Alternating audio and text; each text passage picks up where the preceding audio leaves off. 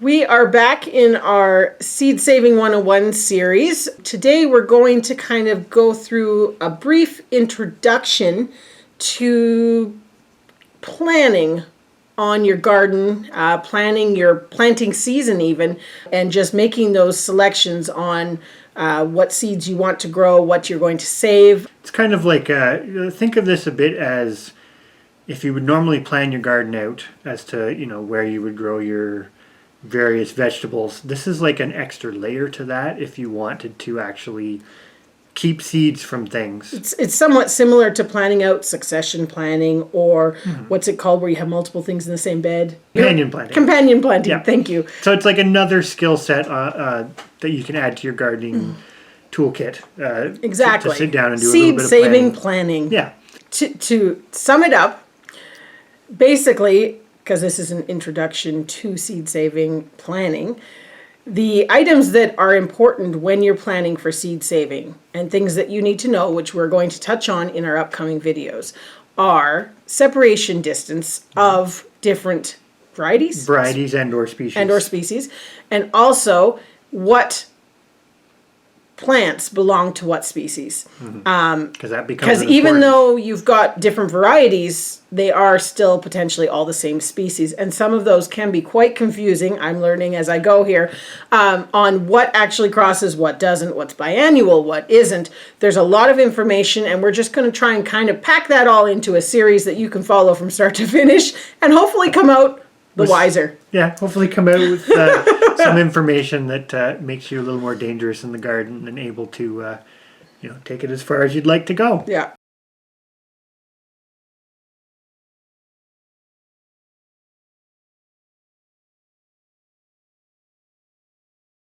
This part of our little series is more to how to keep seeds pure. What you're going to see in the upcoming videos is information on things like separation distances. You are going to see some information about species, scientific names and stuff, because that unfortunately, although not all of us are keen to go into that, it does come into play with a few things because common names can be confusing. Just because you think something's not related does not mean it's that not it related. Yeah, exactly. We're trying to teach, I guess you could say, how to keep things pure and not cross-pollinate. That's the main kind of goal here, so that you are preserving those seeds. Yeah, and so the upcoming set of videos is going to be very sort of species or type of vegetable centric. So there'll be separate videos for different types of vegetables to kind of keep it a little bit condensed, because otherwise it's a huge topic. And like you say, the intent is to kind of have a bit of a centralized, here's the starting point. You can go pretty far down this rabbit hole if you want to. We're going to try to present as much information as we can, but also keep it accessible to people, because some of them are going to sound kind of gloomy. And at no point through this series are we trying to portray that you can't save seeds if you don't do it this way. We're just trying to show you the way that will virtually guarantee that if you wanted to seeds. save a type of tomato, you wanted to keep propagating a type of tomato, that you could. And it's going to be the same tomato year after year after year, that same amazing taste that you loved about it, all the qualities, and they stay pure. And that's something that we really strive for here at Hickorycroft, and we would like to teach you. Now, one thing to mention here too is, although hybrids won't be the focus of this series, a lot of the principles can be applied to hybrids. And what I mean by that is, if you purposefully or accidentally produce a hybrid something, pick a vegetable, you can apply some of these principles to sort of improve it and keep it going past the F1 stage. Basically what F1 means, for those who don't know, is you have parent 1 and parent 2, which in the case of a lot of these vegetables are different varieties. You cross them, their offspring come out with kind of a predictable growth and production quality, and those are F1s. But then past the F1, if you breed from the F1s, you will get more diversity in traits, but you can take and still breed using some of these techniques and keep that going.